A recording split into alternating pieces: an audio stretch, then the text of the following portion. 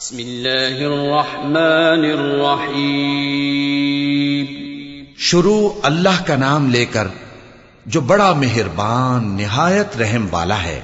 يسبح لله ما في السماوات وما في الأرض له الملك وله الحمد وهو على كل شيء قدير هو الذي خلقكم فمنكم كافر ومنكم مؤمن والله بما تعملون بصير خلق السماوات والأرض بالحق وصوركم فأحسن صوركم وإليه المصير يعلم ما في السماوات والأرض ويعلم ما تسرون وما تعلنون والله عليم بذات الصدور۔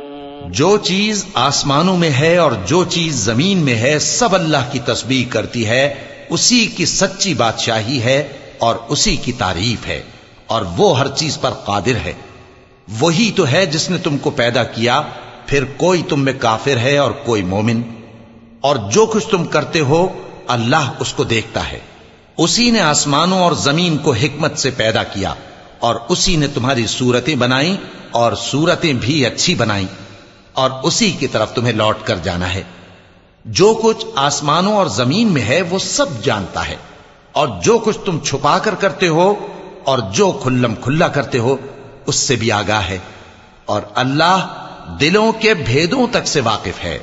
أَلَمْ يَأْتِكُمْ نَبَأُ الَّذِينَ كَفَرُوا مِن قَبْلُ فَذَاقُوا وَبَالَ أَمْرِهِمْ وَلَهُمْ عَذَابٌ أَلِيمٌ ذَلِكَ بِأَنَّهُ كَانَتْ تَأْتِيهِمْ رُسُلُهُم بِالْبَيِّنَاتِ فقالوا أبشر يهدوننا فكفروا وتولوا واستغنى الله والله غني حميد زعم الذين كفروا أن لن يبعثوا قل بلى وربي لتبعثن ثم لتنبؤن بما عملتم وذلك على الله يسير فآمنوا بالله ورسوله والنور الذي أنزلنا والله بما تعملون خبير۔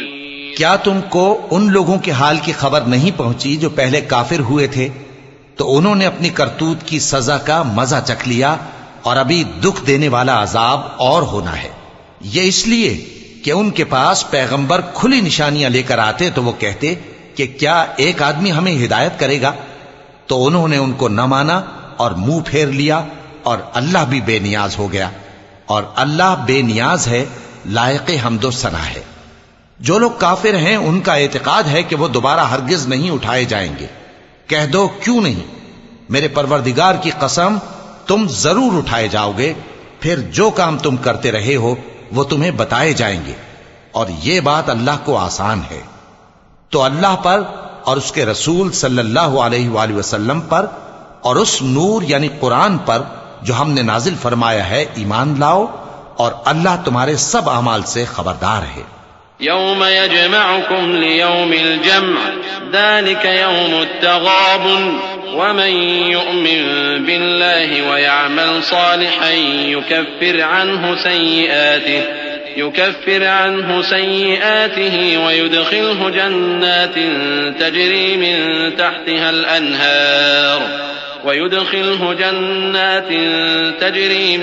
تحتها الأنهار خالدين فيها أبدا ذلك الفوز العظيم والذين كفروا وكذبوا بآياتنا أولئك أصحاب النار خالدين فيها وبئس المصير ما أصاب من مصيبة إلا بإذن الله ومن يؤمن بالله يهد قلبه والله بكل شيء عليم۔